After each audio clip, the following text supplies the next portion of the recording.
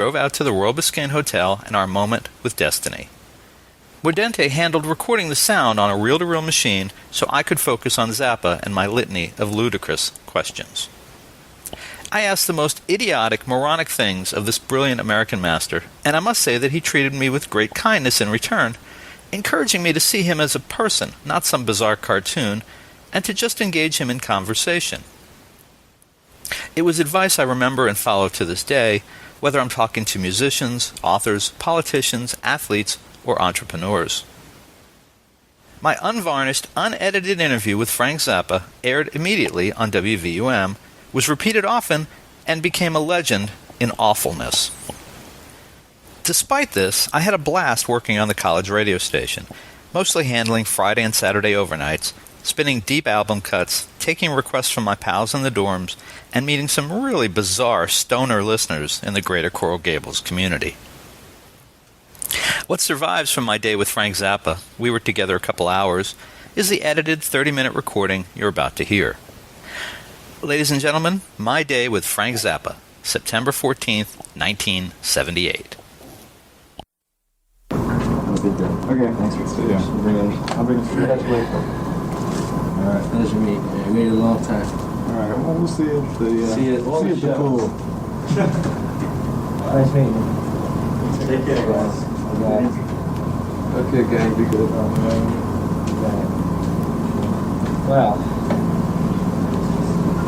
you just said to someone that people wouldn't pay to come see you. That's right. All right, who are you? Well, I ain't gonna tell you, and I'm You're gonna tell the other me. You're guy. not going to tell him. Yeah. On stage, That's who are nobody's you? business but mine. Well, I'm Frank Zappa on stage. Frank Zappa on stage. Who's Frank Zappa on stage? Well, the Frank Zappa that you see on stage is whoever you think he is. Is that the Grand Wazoo? If that's your idea of a good time, that's it. I mean, Cletus Auritus? Cletus Auritus. if you have 10,000 people in the audience, there's 10,000 people have a different idea of who I am and what I do. Now, on stage, I have been told, I haven't seen you on stage. I'm uninitiated. Yeah. I have been told you have done some pretty crazy things. Have you defecated on stage? No, No. Okay. That's wrong. that's right. What have you done on stage? What do you consider, for your own standards, unusual what you've done on stage? Oh, well, I don't know. Couldn't think of anything. Would you go to see your act? Sure. You would. Yeah. How much would you pay to see your act? Today. Well, it depends on how much money I had. You've got a concert tomorrow night. Yeah. What right now is going through your mind as to what you have to do to get yourself ready to go on stage before however many thousand people will be there? Well, the main thing I have to concern myself with right now is a lot of specialized equipment has been shipped around the world in order to arrive in Miami. And this afternoon I'm going down there to see if any damage has occurred in shipping and to get the damage fixed up to the equipment, if there is any, and then plug it all in, tweeze it all up, and play the show. All right. Are you thinking that you're going to do anything different tonight than you've done in the last? I understand you've been in Europe for Yeah, 3 we've been weeks. in Europe for 3 weeks. I wrote a couple of songs while I was here at this hotel. I'm probably going to try them out. I doubt if I'll put them into the show for tomorrow, but I'm going to try them out. I overheard you, and I apologize for that, but I overheard you saying you're putting together a movie. Right. Did you look for a January release? Yeah. What's the title of the movie? We have 3 potential titles. One of them is Baby Snakes, the other one is Gas Mask, and the other one is Martian Love Secrets. Which one do you like? Martian Love Secrets. I like Martian Love Secrets. Yeah, it's a catchy little title. Yeah, it is, especially today. Yeah. Is there a plot? It's a movie about ideas. A movie about ideas. Right. Aha. Whose ideas? Just ideas in general. These aren't your ideas? Well, I have some, and then the audience obviously has some. You had... I was checking into you today at a record The Angels are going for their 3rd win in a row. Hi again, everybody. I'm Dwayne Kuiper with Mike Krukow, and again, it looks like a great evening for a ball game. Well, it really does, Kai, but I'm anxious to get this one started. We should have a good one. Ready to throw the game's first pitch, Jeff Weaver. These ideas. Should be a great game tonight between the Boston Red Sox and the Anaheim Angels. category? No. This batter's been known to go on streaks versus right-handed pitching. Would it be, if it was a novel, would it be in a, would it be if we were going to categorize, if we had to categorize, would it be I think that categorized? you're going to run down a list of things and treat me like some kind of interrogator, and I'm going to say something other than it's a movie about ideas. That's all I'm going to say. Who are the characters? Other characters? There's Uncle Meat. There's Bimbo. There's Mexican Sometimes you try to Slave. make the hitter chase your because it's exactly what you saw right there. There's Mr. and Mrs. Sweeney. In there for a strike. Not really. Uncle Meat. Where does Uncle Meat come from? What's An his expression that Ray Collins He's thought of. registered 15 wins and 5 losses Yeah. this season. He was the original lead singer in the group in 1965. Nothing positive comes out of this guy, Dylan. He's falling behind. Is that, He's falling behind. He finally walks. Do you have any idea if that would be completed? Chances to get that. Yeah. Do you want it to Just be flat completed? out Well, I'd right like now. to, but all these things take money, and I only got so much to spend on projects like that. This guy here is accustomed to frequent success All right, against the next runners movie. to second. The Martian, The runner's saved, stolen is base. that, The guy walked right into his lead. He never had a chance to throw him out. how much is the budget for that? How much would you estimate it? Well, I've spent 4, and it's going to take another 5 to finish it. Weaver fires a fastball that misses. Sometimes you try to make the hitter chase your Have you got a distribution plan? A distributor? No, I'm just talking about what it's going to cost to finish it to the point where you can show it to the distributor.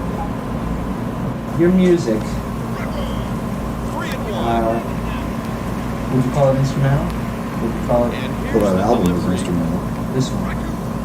The count Surrounded by runs blue. full. but that's only one of 25. And you wouldn't, I wouldn't even ask you to generalize. I don't think you would. I wouldn't. The next album, I understand you want to tie in a new album with the movie? Yeah. Runner on What's, second. do you have a title for that? Well, there's 3 possibilities. Balls in one strike. Baby Snake, Gas Mask, or Martian Love Sequence. Not see him tire out very often. Okay. What is this album? Has the recording been done before? Yes, You've been in the studio? it's all done. And you're holding off because you want to coincide? That's right. Okay. Would you call this album highly instrumental? No, most of it is vocal. Who, Caught him looking. now in the past you've had, among people that I recognize, John Guitar Watson, John Base hit. Bruce Conte.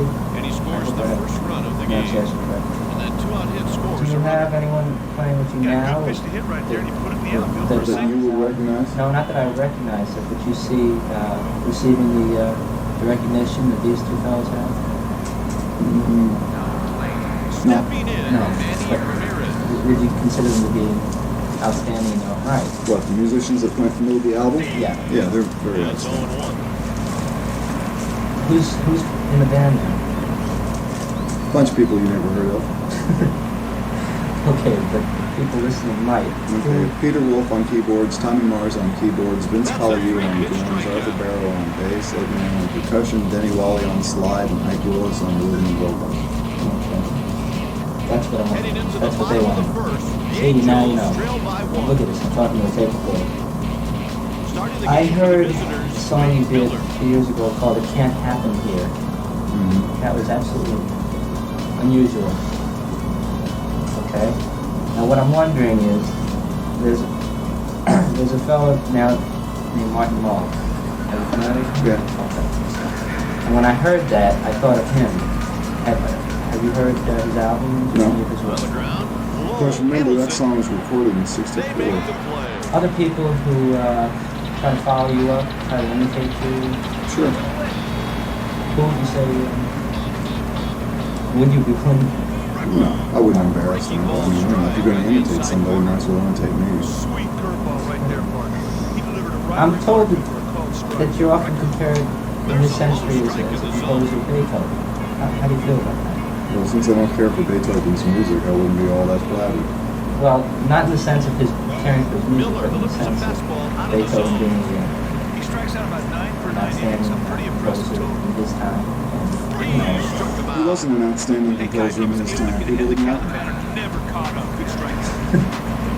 You're having a good time. I'm just telling you the truth. You know. Okay. They thought he was I'd be very crazy. careful pitching this guy. He They can used to take your write because he mistake was and hit deaf. it They hard. would say, well, he doesn't know what he's writing. He's deaf. It's ugly music. People Sends hate this it. pitch towards second base. Out number 3. And in that Side regard, retired. I think that I can be compared to Running into Beethoven. play, the Red Sox lead by a margin of 1. You think, is that the way you feel your music is played? Well, most of the people in the United States either haven't heard it at all because the radio stations don't play it, or they heard somebody talk about it, or they've heard it discussed disparagingly in one way or another because it doesn't sound like everybody else's music. And since Americans always want everything to be exactly like the next guy's stuff, it's that desire to conform. And there's no place for something different. How He's on his way how to how do you second. like to see your music remembered? Let's say 50 100 years from now. Well, I don't care whether it's remembered. The only reason I write it is because I want to hear it. And if somebody else likes it, that's fine. And if they don't, that's understandable. Are you writing? Did you begin writing your music for the money or for the art? Steps into the There's a plate. quote that says, "Anyone that writes for any other reason than to make money is crazy." I never said that. Delivers No, the you ball. didn't. But that's a general quote. He throws a That- four-seamer. You can't write music to make money.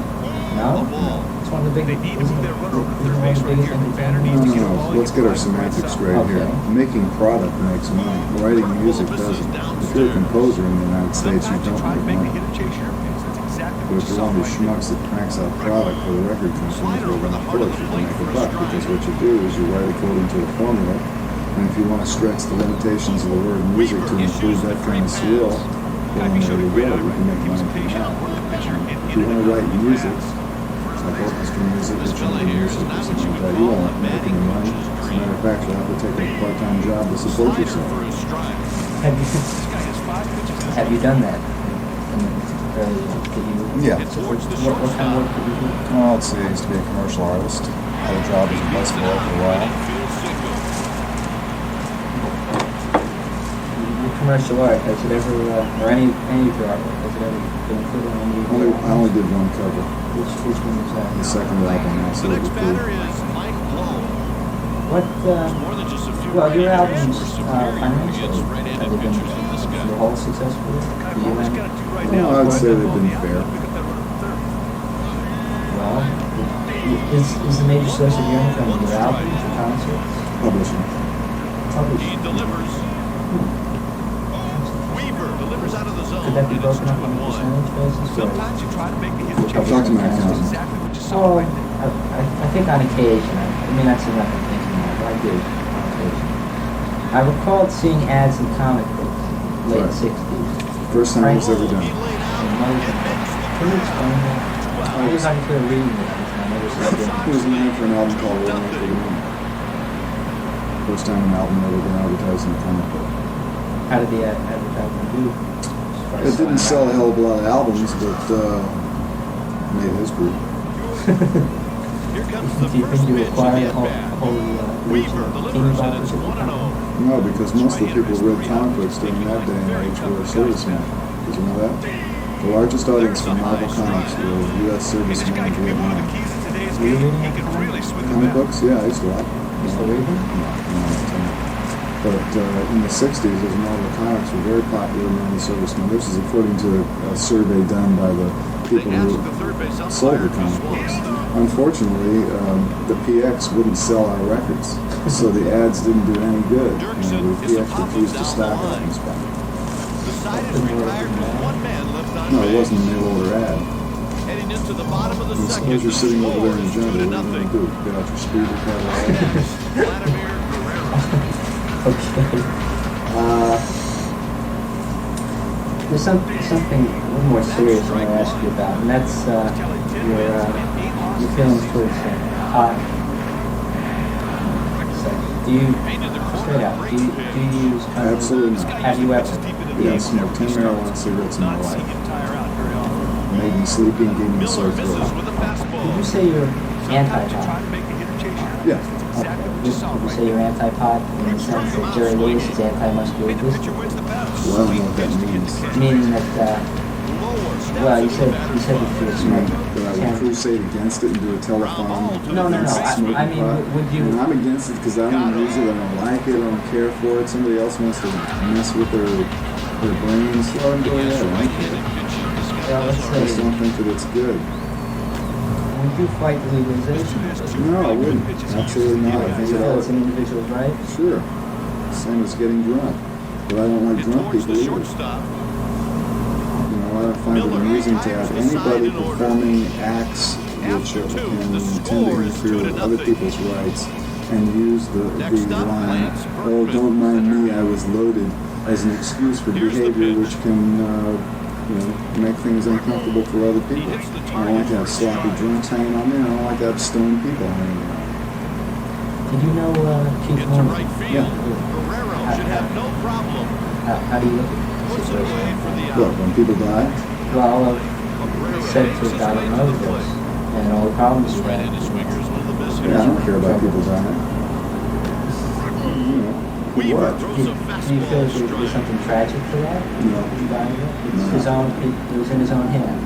My sentiments are these. If a person wants to commit suicide, let him go ahead and do it. We've even got a song about it called Suicide Chunk. And the sentiment of our song is, if you're going to commit suicide, do it right the first time. Because nothing's worse than a suicide chunk. You know? Sure, you want to die? Go die. Get it over with. What would be the best way? I don't know. I'm not suicidal oriented. Yeah, that's what I want to do. I think I know the answer, but what do you think about the people who buy your records and your concerts? I think they're wonderful. Those three guys that are in here, you know where they're from? They're from New York. They drove down here. Two of them drove, the other one flew down here to see this show. Yeah. I see them every year when they go out on the road. And these guys are hardcore fans. You know? And every year they go to maybe 10 or 12 concerts all over the East Coast. They follow us around. Well, do you prefer the status of, I guess, cult worship rather than general acceptance? Well, there's really not much difference because in either case, none of the people who are listening to the music have a faintest fucking idea what's going on. Hey, the pitcher wins the battle. Sweet Believe it pitch on to the get whole? the kid. Yeah. There's no one that knows what you're getting at? Yeah. Do you know what you're getting at? Oh, absolutely. What are you getting at? What, I'm Ideas? supposed to tell you? Why not? That's why we're here. Nobody else seems to know. Yeah, well, you listen to the music, and if you can figure it out, then you get a gold star. And if you can't, just stand in line with everybody else. I don't think that anybody understands anything about anything. The whole of your knowledge is built on partial comprehension of phenomena which nobody can explain to you.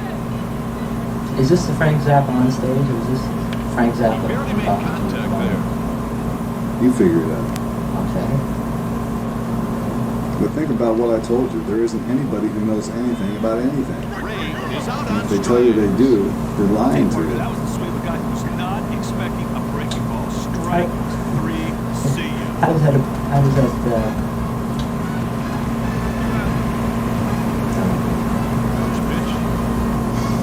sorry. Better had no choice right there. Take it, and it's a strike. How long have you been, when did you begin with the Mothers? 64. Is the band still considered Frank Zappa and the Mothers? No. When did that? 3 years ago.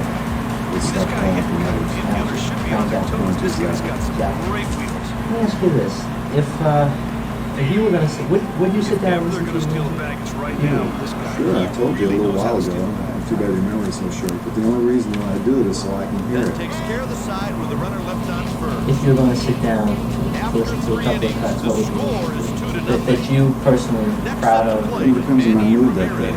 Okay, you probably looked upon as one of the most unconventional singer-composers of our time, of progressive album rock, whatever you want to call it. Why? Why do you write the things that you do? What I do, I just sit down and do it. It's my idea of a good time. Why would somebody write a song that would sound like the Eagles? I can't imagine that. That's easy hit right there. Why would somebody sit down and write a song like Pushing the Bush? What's going on here? You have a To lot each his of, own. you You have a lot of songs that are not air quality. That one's in foul, but there's Mm, some room yeah, to make a quality. play. Our FCC Foul territory not makes allowed. the catch. There is no ruling from the FCC saying you can't play Dynamo High, and many stations have played it. As a matter of fact, the station right here in Miami played it 2 days Right now, ago. the defense should be making A two, lot of but you stations can got a really lot of help feedback out though. with some balls. Come on, you don't get feedback from the FCC. You really don't. What happens is sometimes people, for the most peculiar reasons, will complain and threaten to stations and get in touch with the FCC. One case that I know about, to give you an example, I mean, you guys run scared of the FCC, but you got to be rational about what this censorship is all about. In Phoenix, Arizona, there was a situation where an FM station, which was popular in the area, which was one of the kind of stations that boutiques and hairdressers would keep on in the background while they're conducting their daily business. They were using it like progressive news act in these businesses. And one day they played Brown Shoes Not Naked. And you don't even know that song. They played this song. And somebody in one of these boutiques complained, take that off, why are you messing this up? As if it was their God-given right to have this pablum music pumped into their establishment for free all the time. When something comes on there that doesn't sound like an Eagles song or a disco song, they get upset. And there was an FCC complaint over that. So, if you understood that song, if you knew what that song sounded like, you'd see how preposterous the complaint would be. How was your tour in Europe? It's fine. So 50,000 people in Britain, 40,000 people in Saarbrücken, and 35,000 in Hamburg. And we also played in Malmö, Sweden, Germany, and Berlin. We were all over there for 3 weeks. Chases one low and misses for a strike. That was a perfect pitch. But considering the amount of time we spent and the number of jobs we played, we probably reached more people on this tour than we did in the last 2 European tours. Because they're outdoor festivals. This show tomorrow night is your first show in the U.S. tour. How many shows were there? Well, we're booked solid through the 31st November. We're from the University of Miami, Campus Station. Somebody I was told maybe that you were a student there once. No. No. I used to live in Opelika when I was 5 years old. That's as close as I get to it. That was something I had heard. No. You hear the funniest things about me. Somebody came out and said, "You have a PhD, don't you?" And I said, "No way." Did you go to school, to college? Or? Just long enough to get laid. That's all. It's the only reason you have to go. So I met a girl and got out of school. That was it.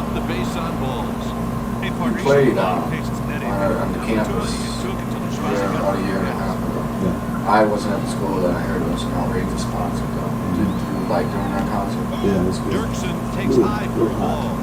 He's hitting 271 Yeah, we're hoping to 26 get you long back. balls and 75 RBIs.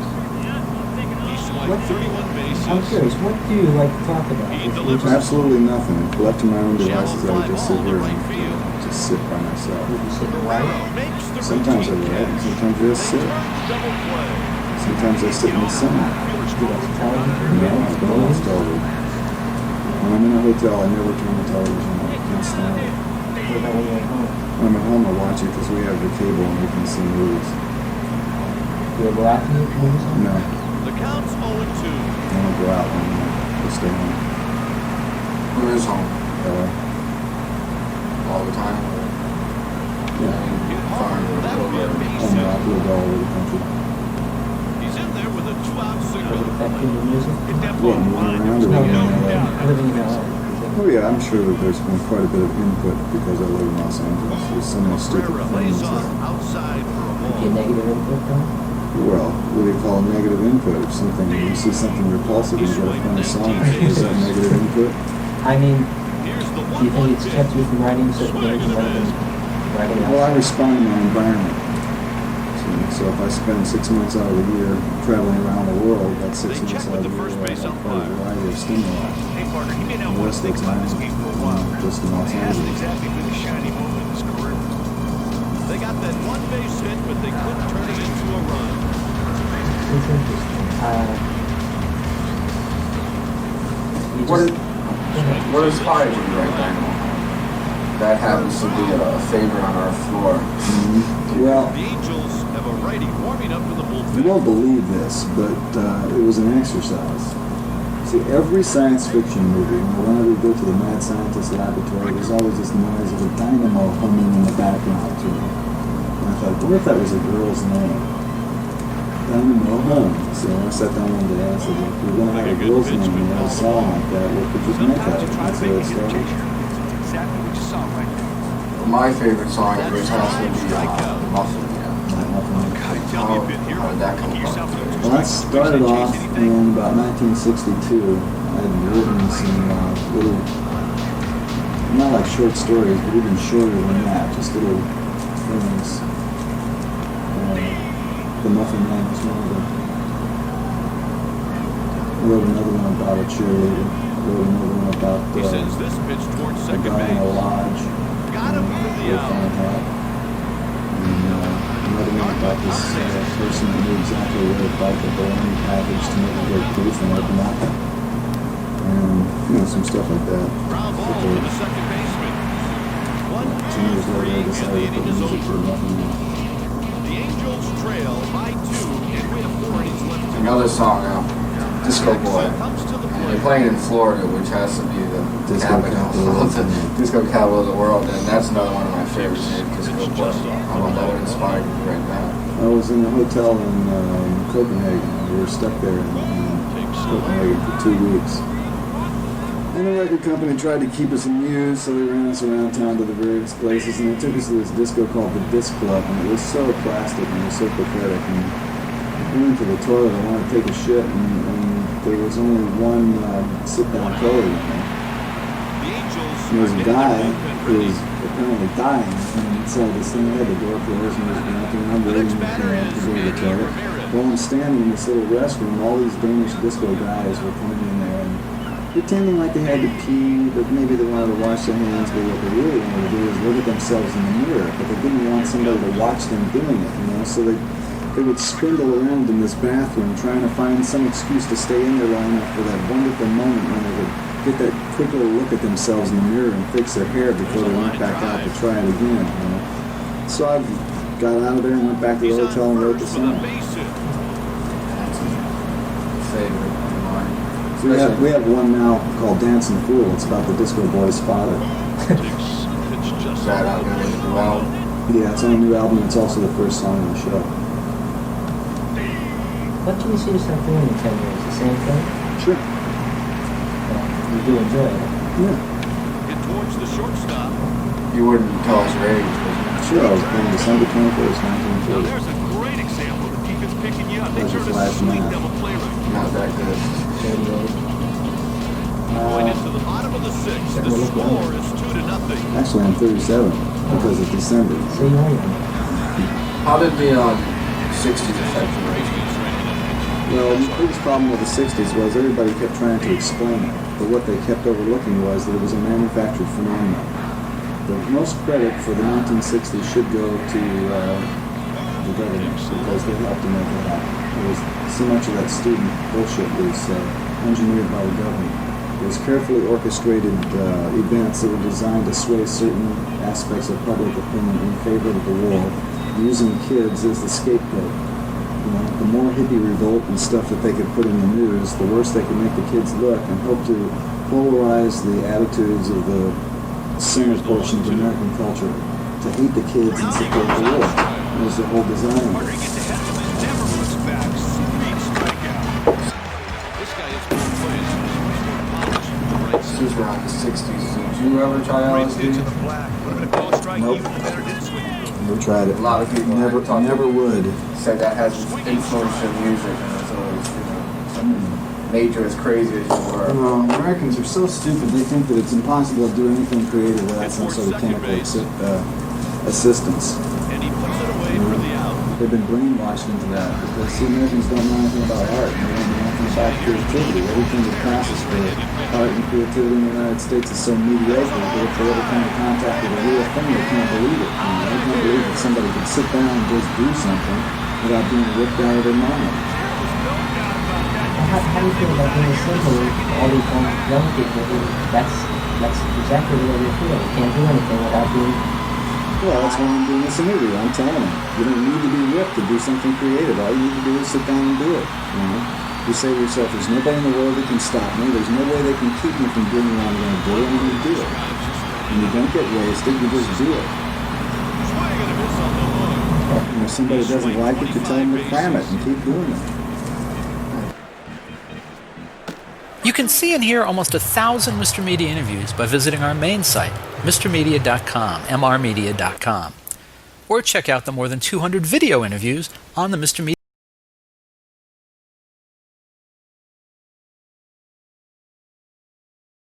Good evening. Day and night, American youth are enticed by electronic visions of a world so violent, sensual, and narcotic that childhood itself appears to be under siege. The images portrayed to the young through records, TV, videos, and films are so provocative. The parents are in an uproar, psychologists are warning of dire consequences, and entertainment producers are fearful of threats to free speech and nationwide record boycotts. Public pressure has already forced the $4.3 billion a year recording industry to voluntarily slap parental guidance stickers on records and tapes. The conflict over what is suitable entertainment for 66 million Americans under the age of 19 engages politicians, senators' wives, parents, and major rock stars. Tonight on School Beat, we'll examine that conflict with Frank Zappa, an outspoken opponent to any form of abridgment of First Amendment rights, Jim Hodson, producer of Real Videos, and Norma Downs, Communications Commissioner of the California State PTA. Stay tuned as School Beat debates the crusade launched against porn lyrics that is forcing a showdown with the record industry. We'll be right back after the break.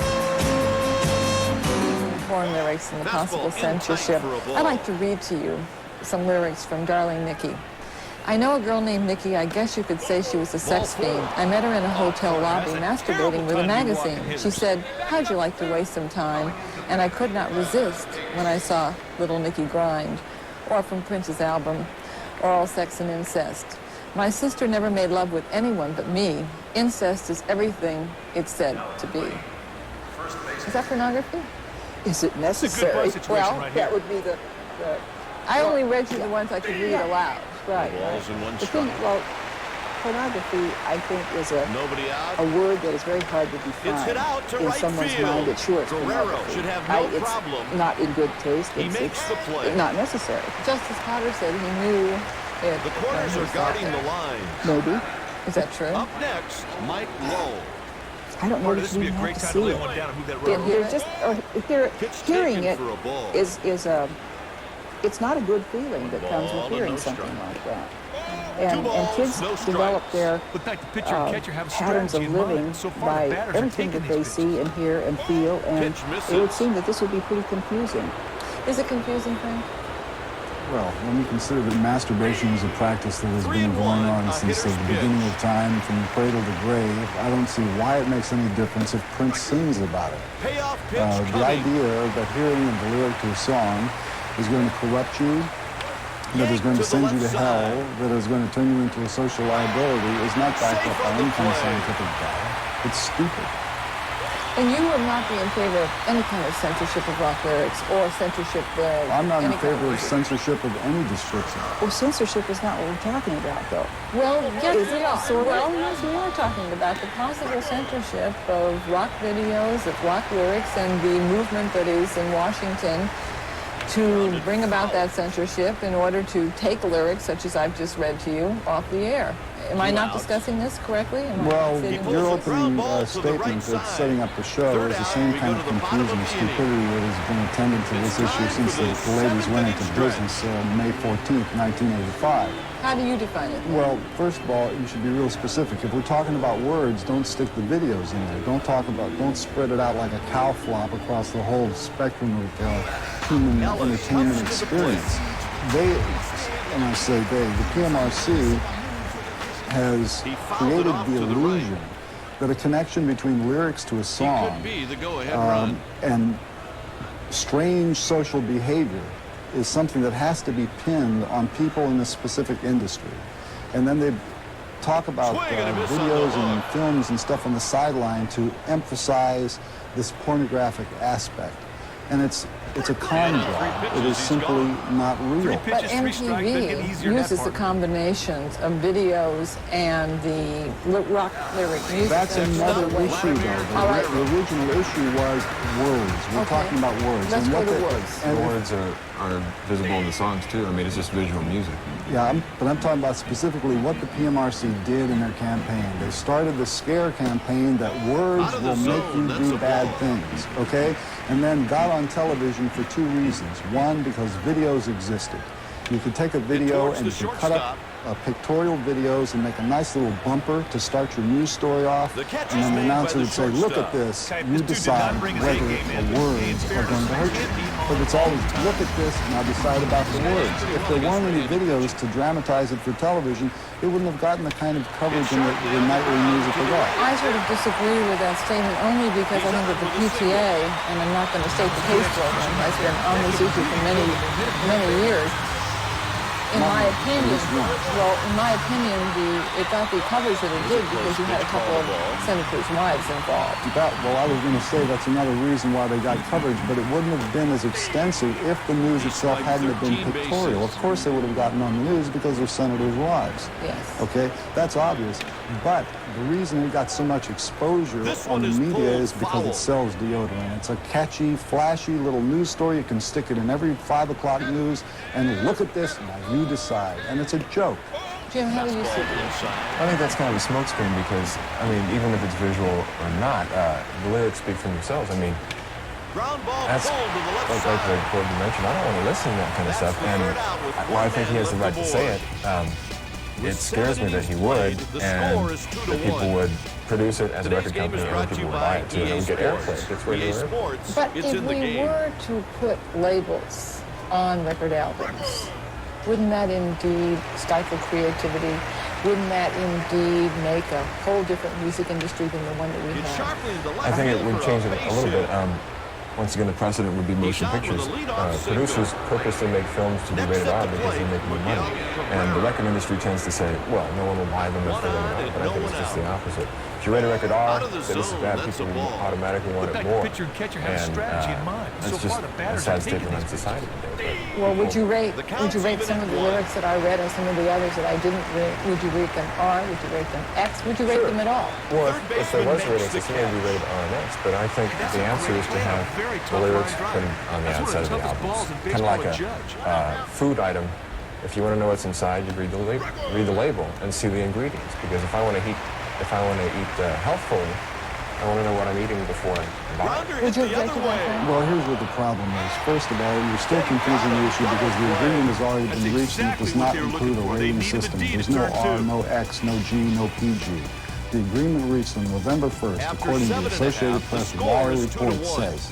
The record industry and the PMRC and the PTA have come to an agreement. Here's what the agreement contains. That the parents' groups will have no control over saying what is explicit. Gordikoff said, what's explicit is explicit. The agreement also states that the record industry will make the decision as to what gets the warning. The warning says this. The first pitch of the at-bat. Explicit lyrics, parental advisory. There's no R, PG, or anything like that. That's all it is. Furthermore, it states that any artist who has contractual control over his album packaging is free to ignore the understanding. So that means he doesn't have to stick it on there if he wants. Basically, what has been agreed to is face-saving PR. The record industry did the PMRC and the PTA a big favor by agreeing to this non-binding nothingness so that the ladies could look like they accomplished something. Basically, they have accomplished nothing except to confuse the American public with this. And it's continuing here. You're still talking about R, PG, and the rest of the stuff. It didn't happen. All right, well, you just accused you of nothingness now. Would you rather have legislation? No, I'll fight it all. You know, but the fact of the matter is, what occurred at that press conference was a scam, and the Los Angeles Times left off the 2 lines from the Associated Press wire report that tells you that nothing really happened. But it is happening. Every time a parent picks up a record that has the lyrics printed on it, that parent has the privilege then and the right to refuse a young child having that record in the home. As the children get older, sure, they're going to make up their own minds about what they buy, but by this time, they will have recognized what the parents' values are and hopefully go along with them. Frank, you talk about this, thank you, you talk about this as being a scam. It is a scam. And I think that what Norm is trying to say is that if the scam, so to speak, is not accepted, then stronger methods will be used, things that would probably be even much less acceptable. Well, that too would be a stating your scam. case? First of all, the legislation was recommended by Senator Hollins. The legislation that he recommended and that a girl named Cheryl Wallace in his office was drafting a bill that would require lyrics to be placed on the back of an album. I called his office. I explained to her, since she was writing the bill, that there is no statutory rate for the privilege of publishing lyrics on the back of an album. There's no industry-established fee because you can't demand that somebody who wrote words gives up his rights to exploitation and they go on the back of the album. And so I researched it because I recommended that at the Senate hearing. I said if you had to choose between a third party deciding what does it contain and rating it or somebody reading the lyrics, obviously it would be better for the person to read the lyrics and make up their own mind. I recommended it at that time, but I also stated that whoever has written those lyrics needs to be paid for it. They're not always owned by the record company or by the person who's singing the record. Those are owned by third and fourth parties. Thank you very much. got away with that pitch right there, Kai. We'll be right back after the break and discuss more about porn lyrics. Stay with us. Out of the zone, that's a ball.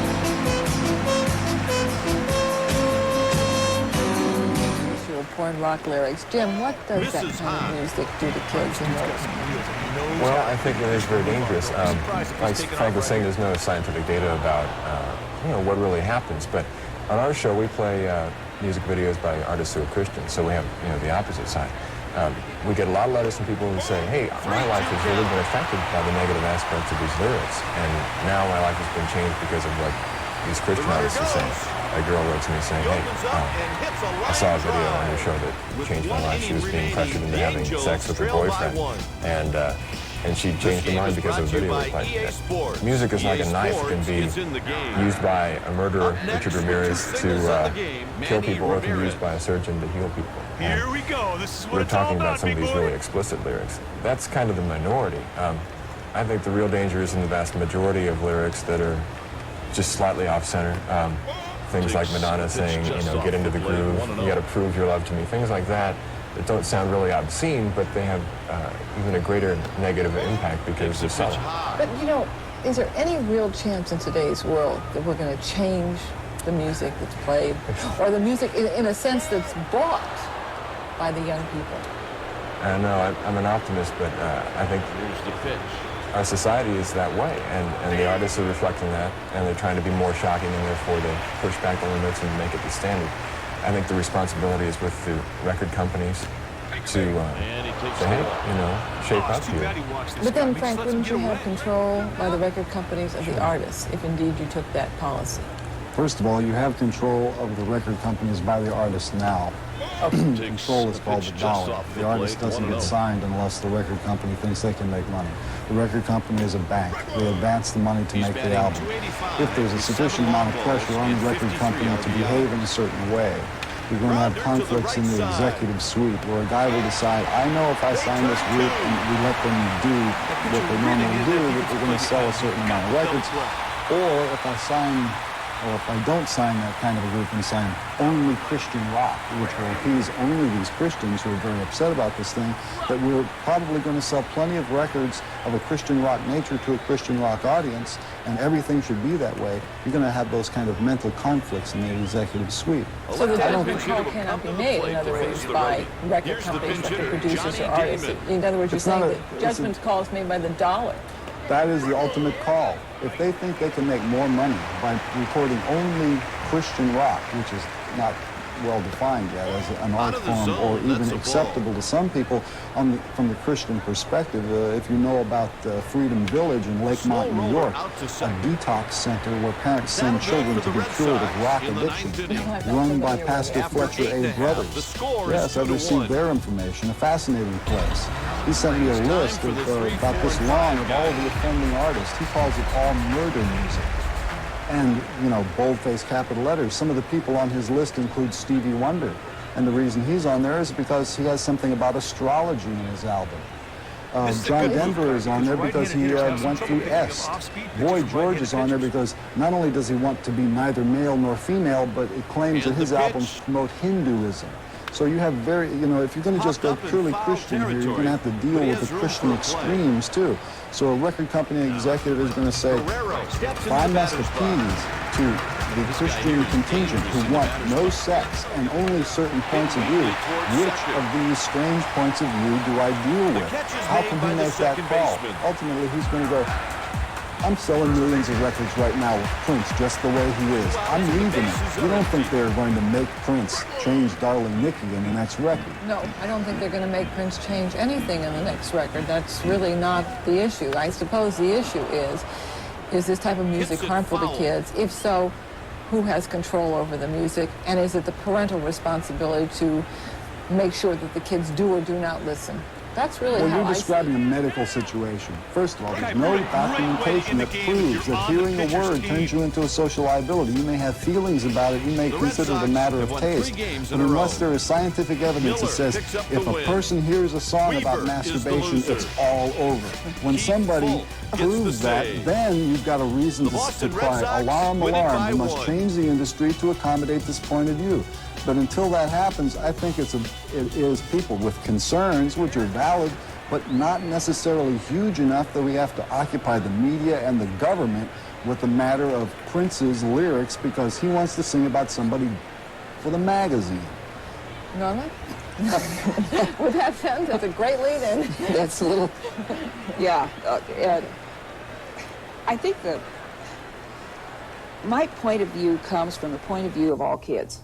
And it's not only the kids who have good rapport with their parents who will talk about these things, but it's a youngster who will listen to this kind of thing and think that that's the way of the world. But I think Frank's point of view is that maybe that hasn't been proven, that listening to that music does not make them think this is the point of view. Well, I don't think you can prove why somebody goes off the deep end and does some of these awful things that are said in these other violent things. The rape, the incest. I mean, if you're going to sing about those things, somebody's going to pick that up as being a way of life. Well, let me ask you one simple question. A lot has been made about this Night Stalker case, and they